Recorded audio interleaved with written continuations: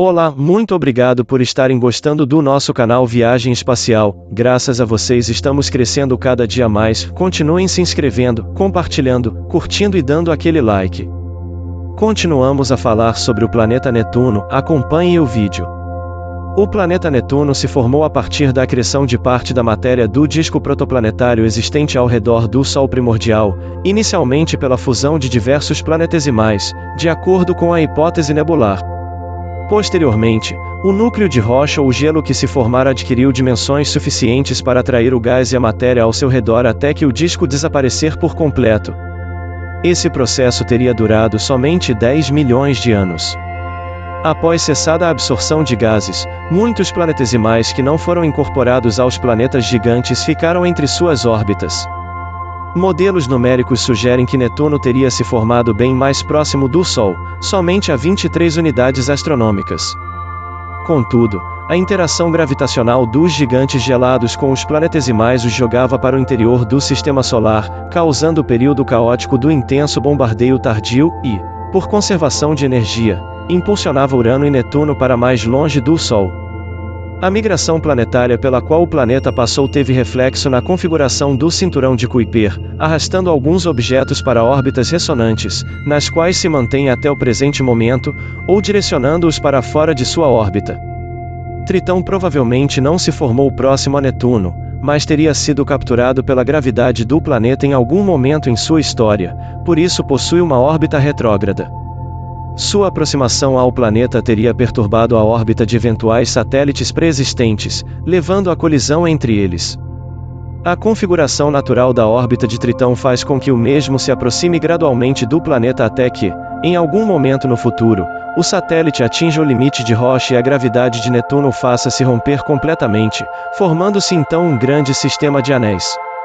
Netuno é circundado por um tênue sistema de anéis, de cuja existência se suspeitava desde a década de 1980, e que vieram a ser confirmados pela sonda Voyager 2. Observava-se uma redução do brilho das estrelas nas proximidades do planeta durante uma ocultação, mas nunca de forma simétrica. As fotografias da Voyager 2 mostraram se tratar na verdade de anéis com pouco material em si, boa parte concentrada em aglomerações que formam arcos, mais brilhantes em comparação com o restante do próprio anel, característica única no sistema solar. Os anéis são formados em sua maioria por partículas de poeira escuras que refletem pouca luz solar, possivelmente formadas por gelo de metano. Os arcos formados em um dos anéis poderiam ser criados pela recente desfragmentação de um pequeno satélite há alguns milhares de anos. Suspeita-se que todo o sistema de anéis seja relativamente jovem, podendo ter sido formado há menos de 1 milhão de anos. O sistema de anéis, de acordo com contínuas observações, mostra-se instável, por conta de que alguns dos arcos estão se tornando mais rarefeitos e desaparecendo. Netuno possui 14 satélites naturais conhecidos. O maior deles é Tritão, que possui muitas características peculiares. Uma delas é que o satélite circula Netuno em uma órbita retrógrada, ou seja, em sentido oposto ao de rotação do planeta, sendo o único dos grandes satélites do Sistema Solar a executar tal movimento, o que poderia ser explicado se o satélite não tivesse se formado junto com o planeta, mas tivesse sido capturado por este posteriormente. Tritão possui aproximadamente 2.700 km de diâmetro, sendo mais de 6 vezes maior que Proteu, a segunda maior lua do planeta, que possui 420 km de diâmetro. Sua superfície é formada por camadas de nitrogênio, metano e dióxido de carbono congelados, marcados por características que sugerem atividade geológica.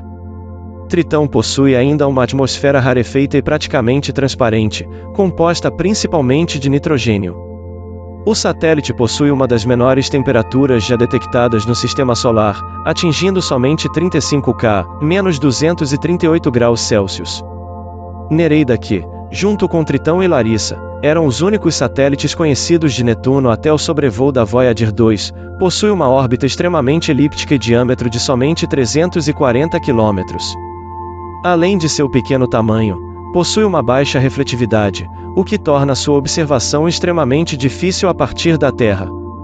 É o terceiro maior satélite natural do sistema netuniano, precedido por Proteu, cujo diâmetro é de 420 km. Além de Proteu, outros 5 satélites naturais foram descobertos a partir de imagens da Voyager 2, dentre eles Naiad, Thalassa, Despina e Galateia, e o restante a partir dos grandes telescópios na Terra. A configuração peculiar do sistema de satélites e anéis de Netuno sugere uma história conturbada. Em especial, a captura gravitacional de Tritão por Netuno pode ser a causa da órbita incomum de Nereida, assim como ser responsável por limpar as proximidades de sua órbita ao redor do planeta. Além disso, a existência de muitas pequenas luas nas proximidades dos anéis pode ser a fonte de poeira que mantém os anéis, através de pequenos impactos que acontecem com cometas ou meteoros. Por conta de sua imensa distância à Terra, Netuno não pode ser observado a olho nu, pois apresenta uma magnitude que varia de aproximadamente mais 7,8 a mais 8, enquanto, em uma noite escura as estrelas mais fracas observáveis possuem magnitude de mais 6. Por isso sua observação pode ser feita somente com o auxílio de um telescópio. Tritão brilha com uma magnitude de somente mais 13,4, sendo necessário no mínimo um telescópio de 200 mm para observá-lo. O disco visível do planeta Netuno possui um diâmetro angular que varia entre 2,2 e 2,4 segundos de arco, por isso sua observação é fortemente perturbada pela turbulência atmosférica. O período sinódico, no qual o planeta retorna à mesma longitude na esfera celeste a partir da Terra é de 367,5 dias. O albedo de Netuno é de 0,29, ou seja, o planeta reflete quase 1/3 da luz que recebe do Sol.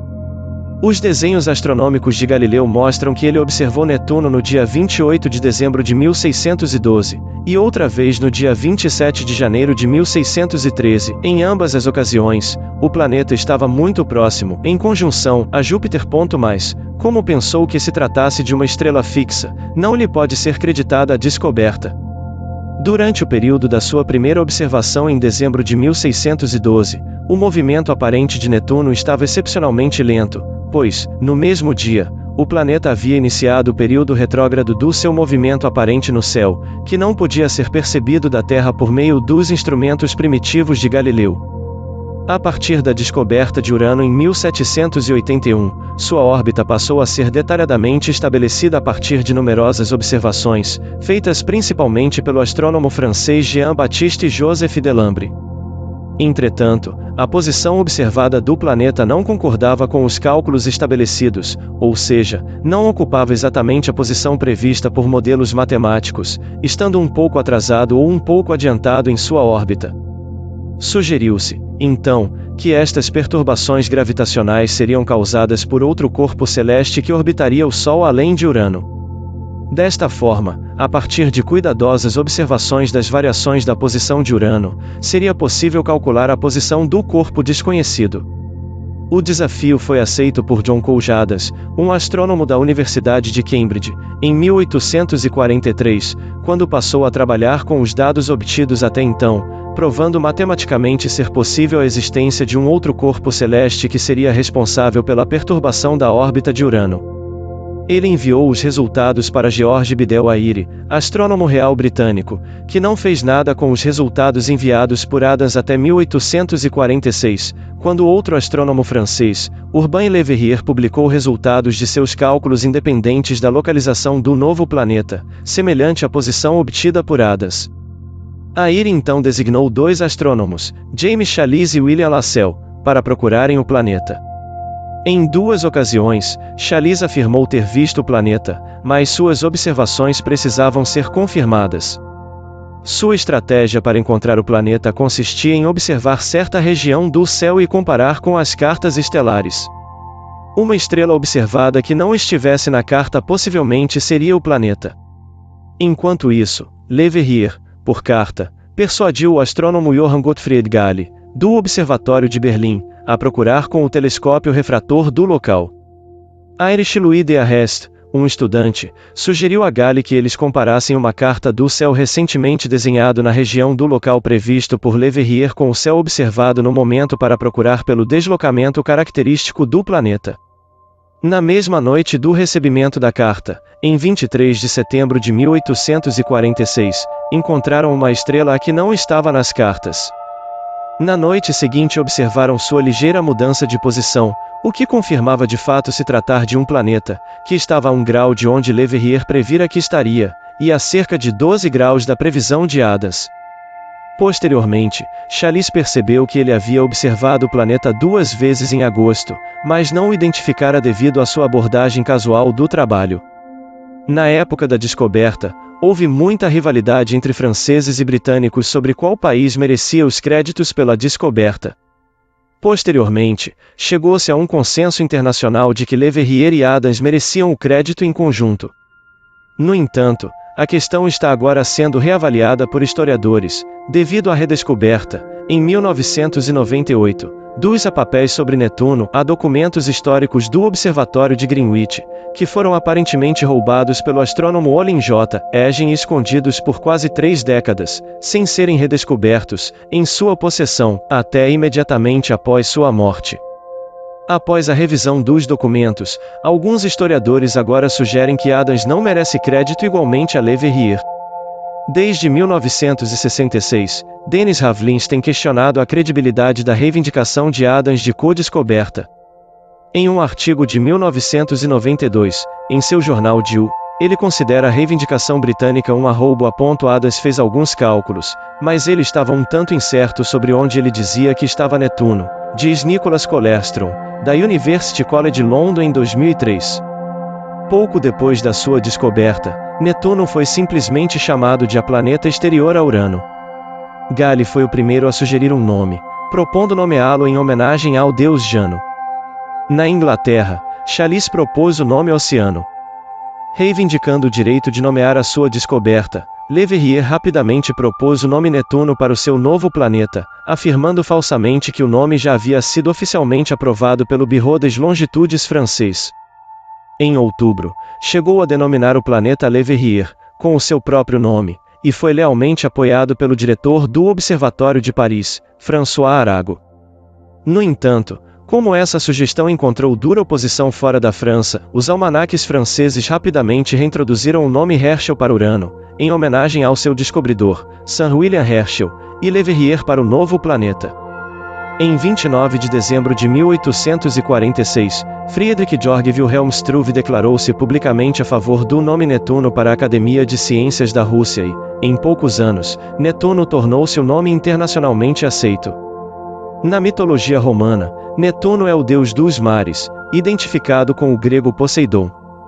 O uso de um nome mitológico parecia concordar com a nomenclatura dos outros planetas, que foram nomeados em homenagem a deuses romanos. Já em 10 de outubro de 1846, 17 dias após a descoberta de Netuno, o astrônomo inglês William Lassell descobriu o seu principal satélite, Tritão, a pedido de John Herschel, que lhe escrevera uma carta 9 dias antes. Ao fim do século XIX, criou-se a hipótese de que irregularidades observadas no movimento de Urano e Netuno fossem causados pela presença de um outro planeta mais exterior. Após extensas campanhas de busca, Plutão foi descoberto em 18 de fevereiro de 1930, nas coordenadas previstas pelos cálculos de William Henry Pickering e Percival Lowell.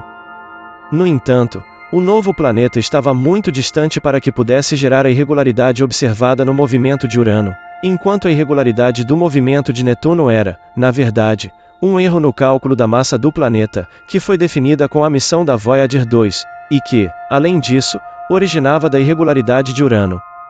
A descoberta de Plutão foi, portanto, um tanto acidental. Devido à sua grande distância, pouco se sabia sobre Netuno, pelo menos até a metade do século XX, quando Gerard Kuiper descobriu a sua segunda lua, Nereida.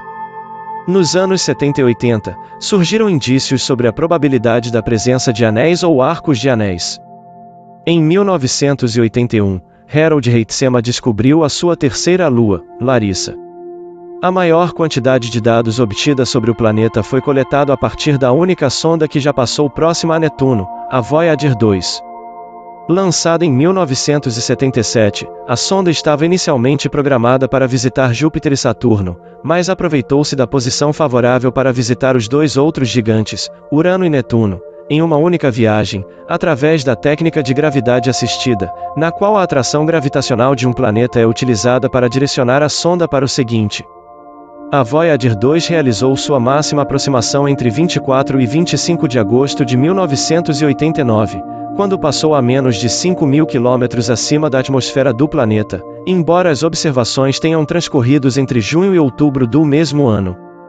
Algumas horas depois passou a 40.000 km de Tritão, reunindo imagens de alta resolução de sua superfície. A proximidade permitiu à sonda coletar dados detalhados sobre as dimensões, composição e campo magnético, além de descobrir o sistema de anéis e 6 novos satélites naturais e acompanhar sua complexa dinâmica atmosférica, através de cerca de 10.000 fotografias enviadas, além de outros dados. Oficialmente, não há missões planejadas para o planeta Netuno, embora muitas propostas tenham sido feitas, entre elas o Neptune Triton Orbiter. Entretanto, a observação do planeta se manteve contínua, utilizando-se do telescópio espacial Hubble e os grandes telescópios espalhados pelo mundo. Estas observações permitem acompanhar a dinâmica do surgimento de nuvens e tempestades na atmosfera do planeta, através de equipamentos que permitem coletar dados em vários comprimentos de onda. Contudo, o nível de detalhe é muito inferior à riqueza de detalhes fornecida pela sonda. Bom, chegamos ao fim do vídeo, espero que tenham gostado, e o próximo planeta que iremos falar é Urano, o sétimo do Sistema Solar. Até a próxima!